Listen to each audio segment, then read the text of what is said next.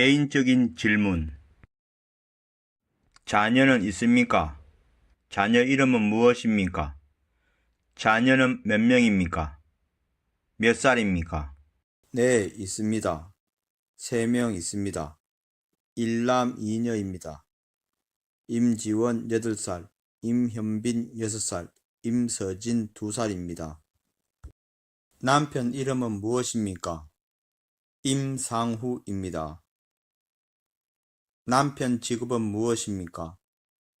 회사원입니다. 시부모님과 같이 계십니까? 따로 살고 있습니다. 어디에 살고 있나요? 경기도 안양시 만안구 박달동에 살고 있습니다. 지금 사는 곳의 주소를 말해보세요. 경기도 안양시 만안구 박달 1동 755-1번지 202호입니다. 당신은 일을 합니까?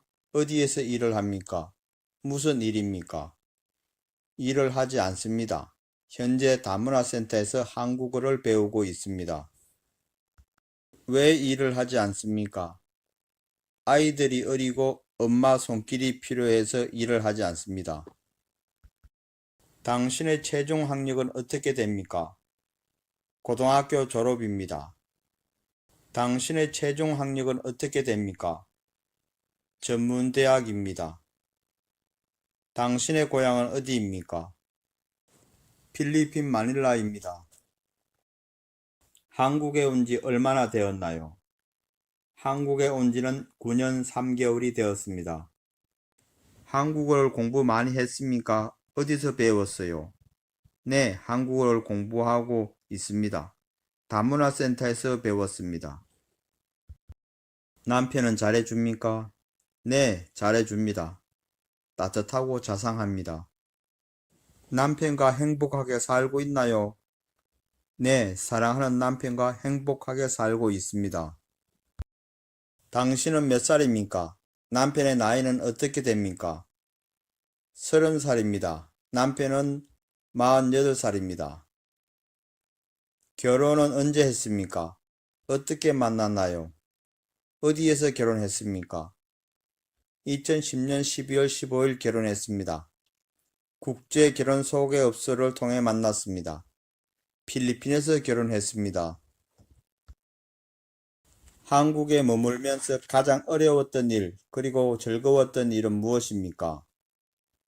어려웠던 일은 한국어 공부가 가장 어려웠어요. 한국말이 가장 어려워요. 부모님이 보고 싶어도 쉽게 보러 갈 수 없어서 어려워요. 즐거웠던 일은 남편과 아이들과 함께 놀이동산에 간 일이 가장 즐거웠어요. 남편과 아이들과 함께 필리핀 부모님 뵈러 간 일이 가장 즐거웠어요. 말하기 능력. 한복. 한복은 한국인의 전통적인 옷이다. 한복은 시대에 따라 모양이 달라지는데 요즘의 한복은 조선시대의 형태가 전해진 것이다. 남자는 바지와 저고리를 기본으로 하고 외출할 때는 두루마기를 입었다. 여자는 치마와 저고리를 기본으로 하고 외출할 때는 장옷을 입었다. 넉넉한 바지와 치마는 앉아서 생활하기 편하도록 만들어졌다. 남녀 모두 발에는 버선을 신었다. 여름에는 삼배나 모시로 옷을 만들어 시원하게 입고 지냈으며 겨울에는 비단이나 솜으로 옷을 만들어 따뜻하게 입고 지냈다. 요즘 한복은 명절, 결혼식, 돌잔치 등과 같은 특별한 날에 입는 옷이 되었고 일상생활에서 한복을 입는 경우는 그리 많지 않다. 집 밖에서의 활동이 많은 현대사회의 특성에 비추어 볼 때 한복을 입는 것이 다소 번거로울 수 있기 때문이다. 한편 한복의 전통성을 살리면서도 일상생활에 입기 편하도록 개량하여 만든 생활 한복이 꾸준한 인기를 끌고 있다. 남자 한복의 옷차림에 대해 말해보세요. 남자는 바지와 저고리를 기본으로 하고 외출할 때는 두루마기를 입었습니다. 여자 한복의 옷차림에 대해 말해보세요. 여자는 치마와 저고리를 기본으로 하고 외출할 때는 장옷을 입었습니다. 예전에 한국 사람들은 여름과 겨울에 한복을 어떻게 다르게 입었나요? 여름에는 삼배나 모시로 옷을 만들어 시원하게 입고 지냈으며 겨울에는 비단이나 소모로 옷을 만들어 따뜻하게 입고 지냈습니다. 넉넉한 바지와 치마를 만든 이유는 무엇입니까? 앉아서 생활하기 편하도록 만들어졌습니다. 남녀 모두 발에 무엇을 신었습니까? 버선입니다. 요즘은 한복을 언제 입습니까? 명절, 결혼식, 돌잔치 등과 같은 특별한 날에 입습니다. 법. 한국에서 생활하는 외국인이다. 이민자도 스스로의 권리를 적극적으로 실현하기 위해 법이 만들어지는 과정과 법의 내용에 관심을 가질 필요가 있다. 보다 많은 사람들의 의견 제시와 참여를 통해 지속적으로 좋은 법이 만들어질 때 한국 사회는 보다 정의로운 사회가 될 수 있을 것이다. 서울특별시 서초구 서초동에 있는 대법원에는 정의의 여신상이 있다. 정의의 여신상은 오늘날 한국의 법이 추구하는 모습을 상징하고 있다. 정의의 여신상은 한 손에는 저울을, 다른 한 손에는 법전을 들고 있으며 두 눈을 뜨고 있다. 법전은 누구나 법에 따라 공정하게 재판한다는 것을 뜻하며 저울은 각 사람의 권리나 잘잘못을 올바르게 판단하겠다는 뜻이다. 그리고 두 눈을 뜨고 있는 것은 사회적 약자를 적극적으로 돕겠다는 의미를 담고 있다. 정의의 여신상이 상징하는 것은 무엇입니까? 정의의 여신상은 오늘날 한국의 법이 추구하는 모습을 상징하고 있습니다. 대법원은 어디에 있습니까? 서울특별시 서초구 서초동에 있습니다. 정의의 여신상은 왜 눈을 뜨고 있습니까? 두 눈을 뜨고 있는 것은 사회적 약자를 적극적으로 돕겠다는 의미를 담고 있습니다. 정의의 여신상이 한 손에 왜 저울을 들고 있습니까? 각 사람의 권리나 잘잘못을 올바르게 판단하겠다는 뜻입니다. 정의의 여신상은 왜 법전을 들고 있습니까? 누구나 법에 따라 공정하게 재판한다는 뜻입니다. 정의로운 법. 법을 지키는 것은 한국에서 함께 살아가는 사람들이 기본적으로 지녀야 할 태도이다. 한국에서 생활하는 외국인들도 법을 잘 지켜야 한다. 법을 잘 지킴으로써 스스로의 권리와 다른 사람의 권리를 더 잘 보장할 수 있다는 것도 기억해야 한다. 서울특별시 서초구 서초동에 있는 대법원에는 정의의 여신상이 있다. 정의의 여신상은 오늘날 한국의 법이 추구하는 모습을 상징하고 있다. 정의의 여신상은 한 손에는 저울을, 다른 한 손에는 법전을 들고 있으며 또 눈을 뜨고 있다. 법전은 누구나 법에 따라 공정하게 재판한다는 것을 뜻하며 저울은 각 사람의 권리나 잘잘못을 올바르게 판단하겠다는 뜻이다. 그리고 두 눈을 뜨고 있는 것은 사회적 약자를 적극적으로 돕겠다는 의미를 담고 있다.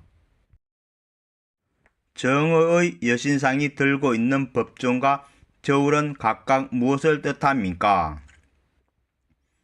법전은 누구나 법에 따라 공정하게 재판한다는 것을 뜻하며 저울은 각 사람의 권리나 잘잘못을 올바르게 판단하겠다는 뜻입니다. 정의의 여신상이 두 눈을 뜨고 있는 이유는 무엇입니까? 사회적 약자를 적극적으로 돕겠다는 의미를 담고 있습니다. 대법원이 위치한 곳은 어디입니까? 서울특별시 서초구 서초동에 있습니다. 정의의 여신상은 무엇을 상징합니까? 오늘날 한국의 법이 추구하는 모습을 상징하고 있습니다.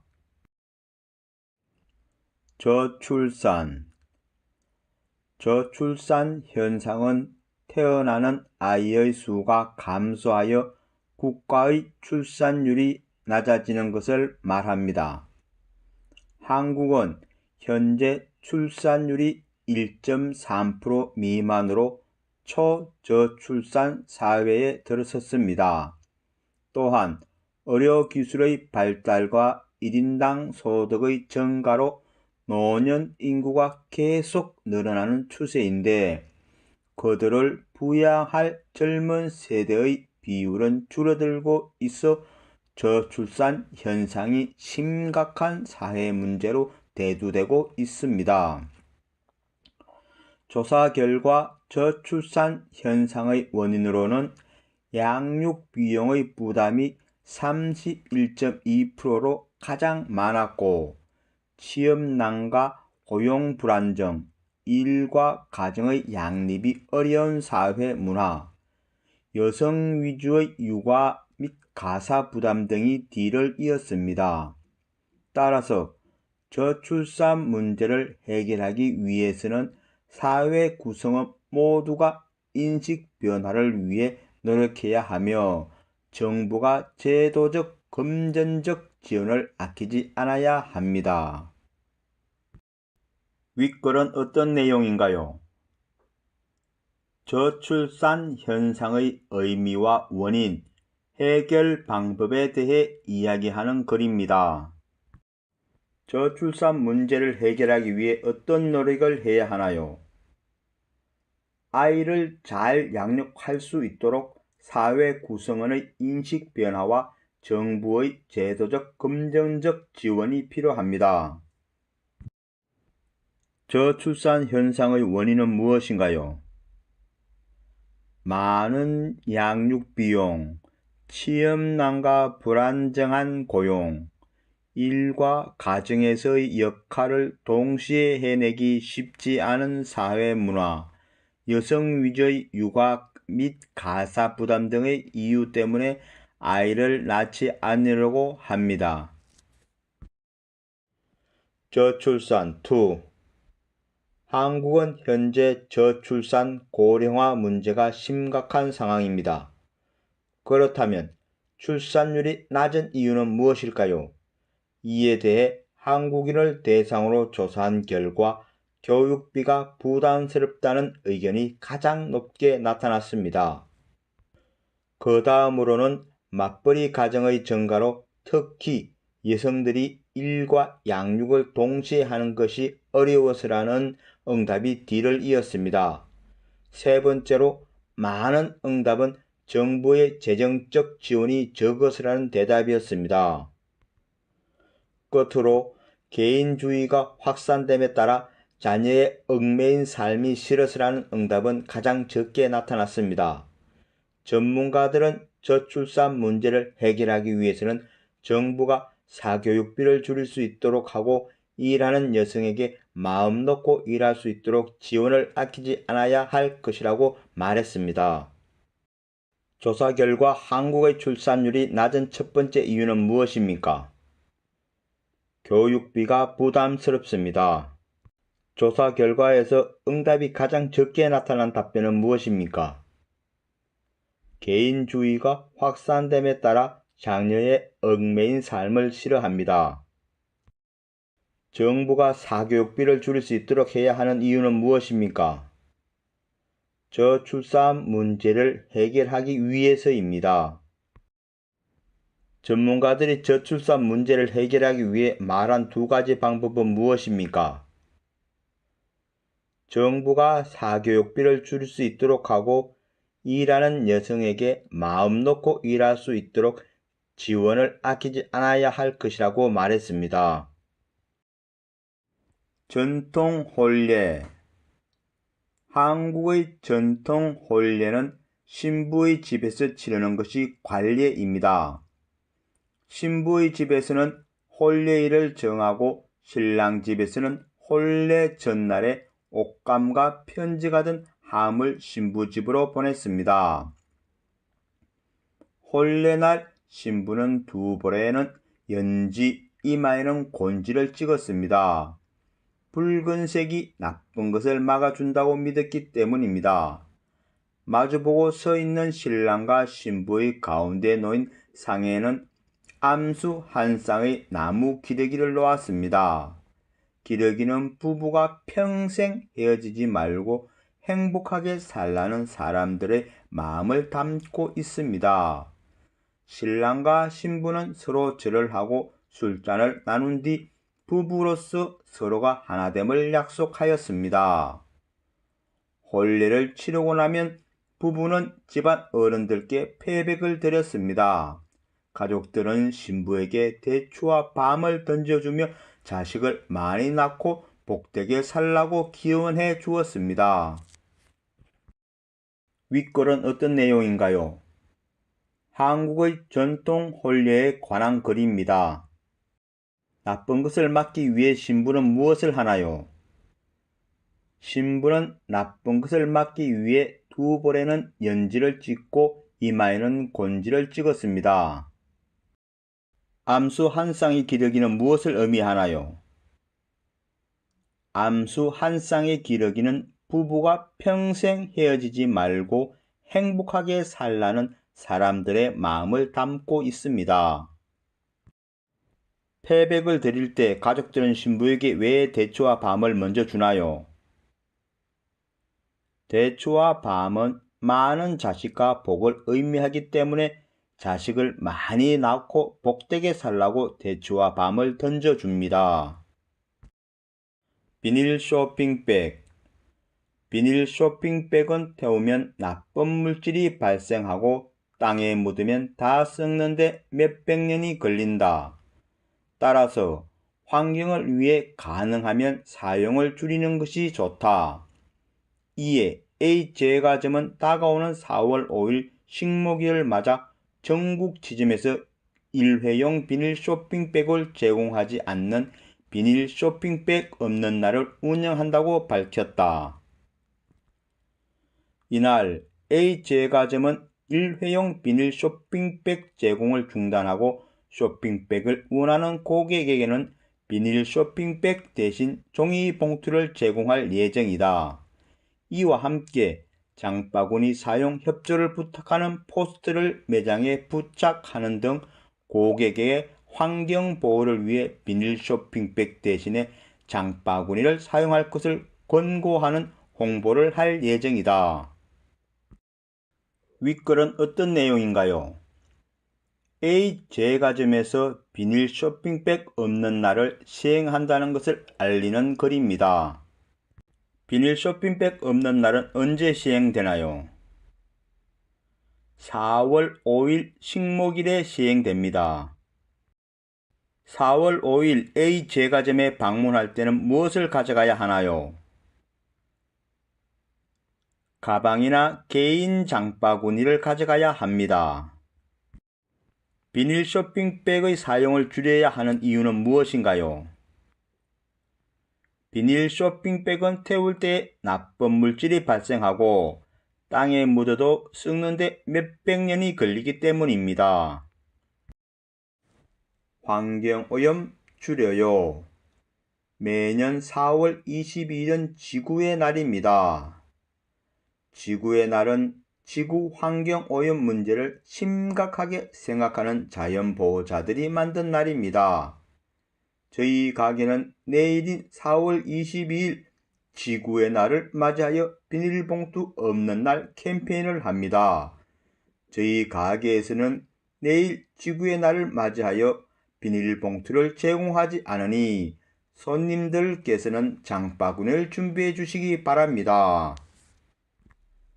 여러분, 비닐은 소각할 경우 유해 물질이 발생할 뿐 아니라 땅속에 묻는다 하여도 분해되는데 몇백 년이 걸린다고 합니다.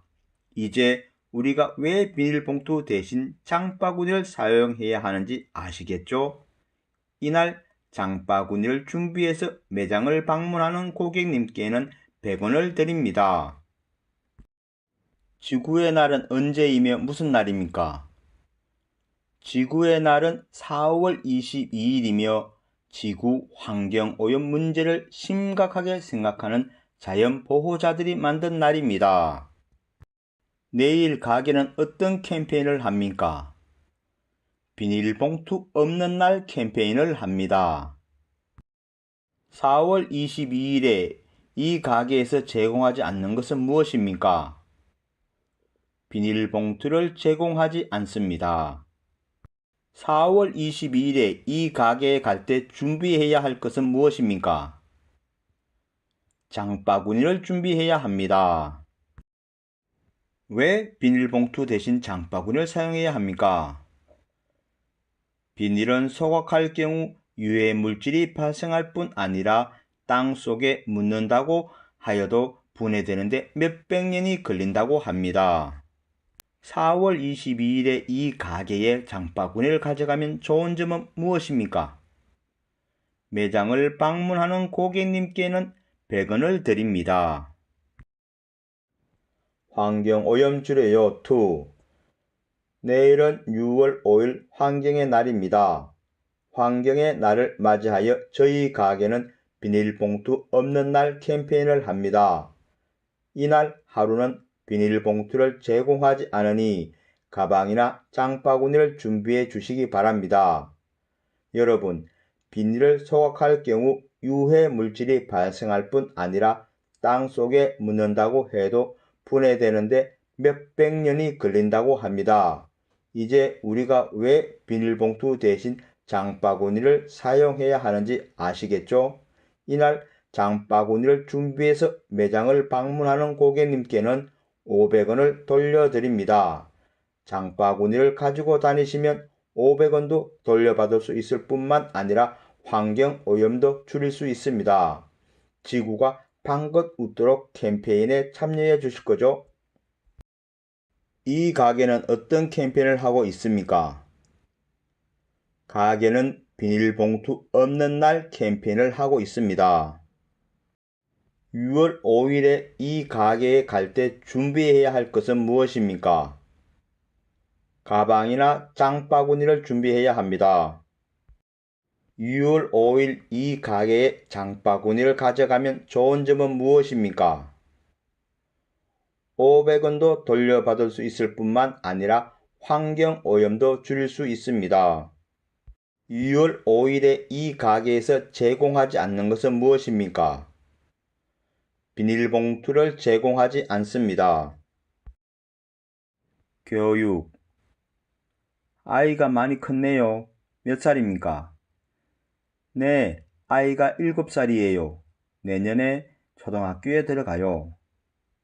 그래요? 이제 다 키우셨네요. 그럼 이 아이에게 따로 가르치는 게 있어요? 요즘은 아이가 초등학교 입학하기 전에 한글을 미리 가르치고 더 많은 과목을 가르치는 사람들도 있더라고요. 네, 피아노를 가르쳤지만 아이가 스트레스를 받을까봐 걱정돼요. 스트레스를 받지 않도록 신경만 쓰면 조기 교육이 좋은 점도 많아요. 자신감도 키울 수 있고 이것저것 배우면서 소질을 빨리 발견할 수 있고요. 아이가 몇 살입니까? 7살입니다. 아이가 언제 초등학교 갑니까? 내년에 초등학교 갑니다. 아이는 무엇을 배우고 있나요? 피아노를 배우고 있습니다. 교육. 아이가 많이 컸네요. 몇 살입니까? 네, 아이가 9살이에요. 작년에 초등학교에 들어갔어요. 그래요. 이제 다 키우셨네요. 그럼 아이에게 따로 가르치는 게 있어요. 요즘은 아이가 초등학교 입학하기 전에 한글을 미리 가르치고 더 많은 과목을 가르치는 사람들도 있더라고요. 네, 영어하고 피아노, 태권도, 음악을 가르쳤지만 아이가 스트레스를 받을까봐 걱정도 되고요. 스트레스 받지 않도록 신경만 쓰면 조기 교육이 좋은 점도 많대요. 자신감도 키울 수 있고 이것저것 배우면서 소질을 빨리 발견할 수도 있고요. 여자의 아이가 공부하고 있는 과목은 무엇입니까? 영어, 피아노, 태권도, 음악을 공부하고 있습니다. 여자의 아이는 몇 살부터 학교를 보냈습니까? 8살입니다. 여자의 아이가 언제 초등학교에 갔습니까? 작년에 갔습니다. 여자는 무엇을 걱정합니까? 아이가 스트레스를 받을까봐 걱정합니다. 아이가 일찍 교육을 받으면 좋은 점은 무엇입니까? 자신감도 키울 수 있고 이것저것 배우면서 소질도 빨리 발견할 수 있습니다. 한복은 어떤 특징이 있을까? 한복은 한국인의 전통적인 옷이다. 한복은 시대에 따라 모양이 달랐는데 요즘의 한복은 조선시대 때의 형태가 전해진 것이다. 남자는 바지와 저고리를 기본으로 하고 외출할 때는 두루마기를 입었다. 여자는 치마와 저고리를 기본으로 하고 외출할 때는 장옷을 입었다. 여름에는 삼배나 모시로 옷을 만들어 시원하게 입고 지냈으며 겨울에는 비단이나 솜으로 옷을 만들어 따뜻하게 입고 지냈다. 요즘 한복은 명절, 결혼식, 돌잔치 등과 같은 특별한 날에 입는 옷이 되었고 일상생활에서 한복을 입는 경우는 그리 많지 않다. 집 밖에서의 활동이 많기 때문에 한복을 입는 것이 다소 번거로울 수 있기 때문이다.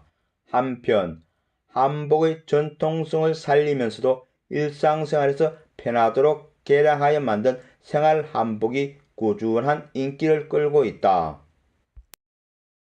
요즘의 한복은 어떤 시대의 형태가 전해진 것입니까?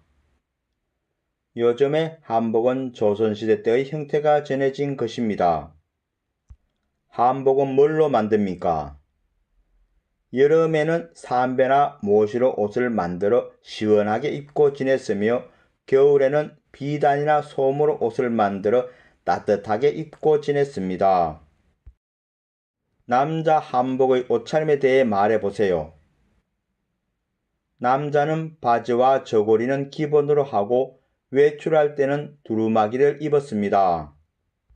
여자 한복의 옷차림에 대해 말해보세요. 여자는 치마와 저고리를 기본으로 하고 외출할 때는 장옷을 입었습니다. 요즘 한복을 언제 입습니까? 명절, 결혼식, 돌잔치 등과 같은 특별한 날에 입습니다. 일상생활에서 한복을 입는 경우가 많습니까? 아니라면 아닌 이유를 말해보세요. 일상생활에서 한복을 입는 경우는 많지 않습니다. 집 밖에서의 활동이 많기 때문에 한복을 입는 것이 다소 번거로울 수 있기 때문입니다. 개량하여 만든 생활 한복의 특징은 무엇입니까? 한복의 전통성을 살리면서도 일상생활에서 입기 편합니다. 한국의 학교 교육 과정. 한국에서는 보통 8살, 만 6살에 초등학교에 입학합니다. 한국은 3월에 새 학년이 시작되기 때문에 입학식도 3월에 있습니다. 입학을 하면 초등학교 1학년이 되어 학교 공부를 시작합니다. 한국은 한 학년이 2개의 학기로 되어 있으며 1학기는 3월에, 2학기는 9월에 시작됩니다. 그리고 학기 사이사이에 여름방학 7월과 8월, 겨울방학 12월과 2월이 있습니다. 초등학교를 6년 다닌 후에는 중학교에서 3년을 공부합니다. 초등학교부터 중학교까지는 의무교육이기 때문에 한국 사람이라면 누구나 등록금 없이 공부할 수 있습니다. 고등학교는 3년 과정으로 대학 진학을 위한 일반계, 인문계 고등학교와 직업교육을 받을 수 있는 전문계 고등학교, 그리고 특기와 소질을 살릴 수 있는 특수 목적 고등학교, 외국어 고등학교 및 예술 고등학교 등 여러 종류가 있습니다.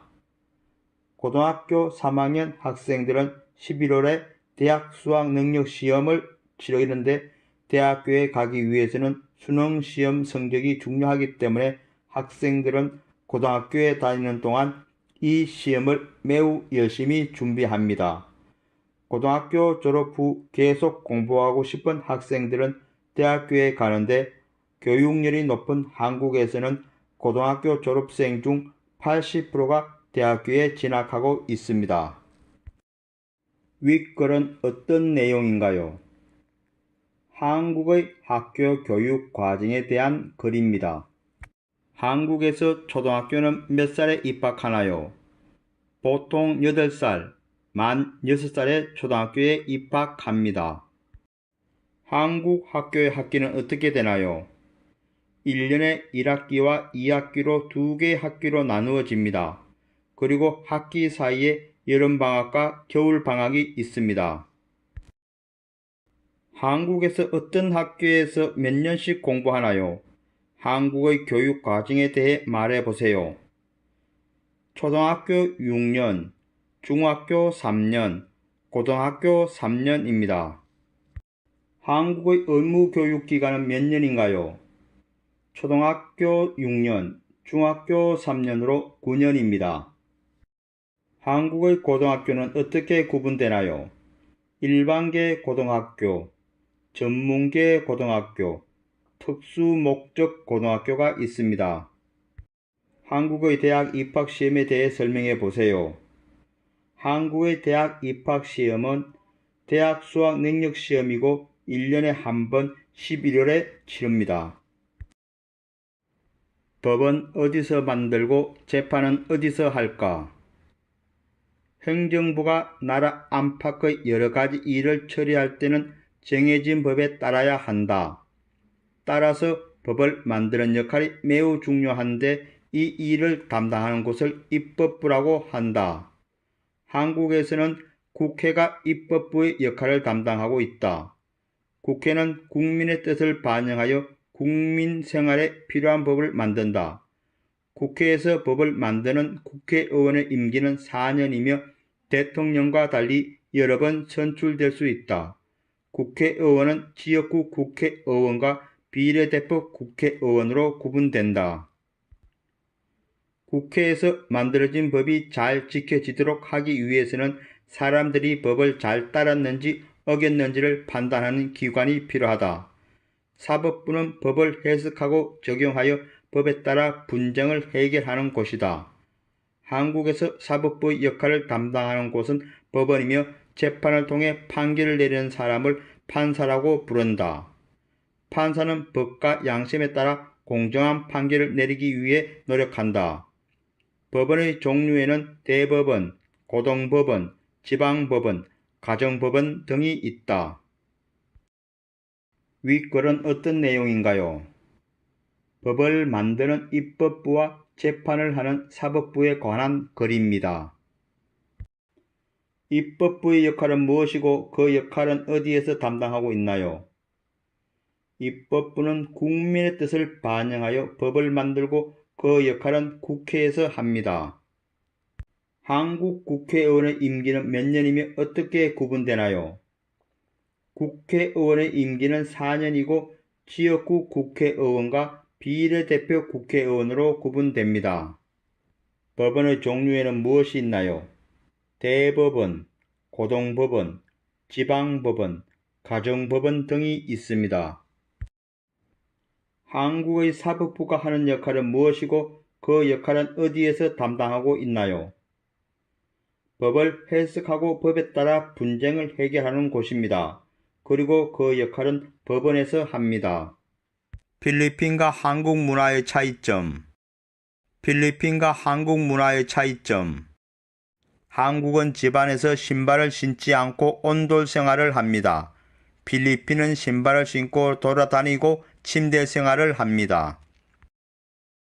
한국은 어른을 만나면 고개 숙여 안녕하세요 인사를 합니다. 필리핀은 어른을 만나면 어린 사람들이 어른의 손을 잡고 자신의 이마에 가져다 대며 마노하고 인사를 합니다. 한국은 한옥에서 생활을 합니다. 필리핀은 대나무로 만든 집에서 생활을 합니다. 한국은 대중교통, 버스, 택시, 지하철이 발달되었고 교통카드를 사용합니다. 필리핀은 지퍼니와 트라이스게일 등이 발달되었고 현금으로 계산을 합니다. 한국은 부모님이 돌아가시면 3일장을 지내고 무덤이나 화장을 합니다. 필리핀은 부모님이 돌아가시면 방부 처리를 하고 형제들이나 친척들이 대부분 모일 때까지 오랜 시간 집에 모십니다.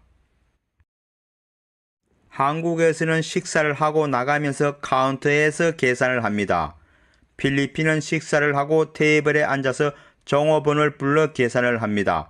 그리고 팁 문화가 발달이 되어 있습니다. 한국은 결혼을 해도 남편과 아내의 성과 이름이 다릅니다. 필리핀은 결혼을 하면 아내가 자신의 성을 버리고 남편의 성을 따라갑니다. 그리고 이름이 무척 깁니다. 한국은 초등학교 6년, 중학교 3년, 고등학교 3년, 전문대나 대학교로 이루어진 교육을 받습니다. 필리핀은 초등학교 6년, 하이스쿨 4년, 칼리지 2년, 4년, 5년 선택해서 교육을 받을 수 있습니다.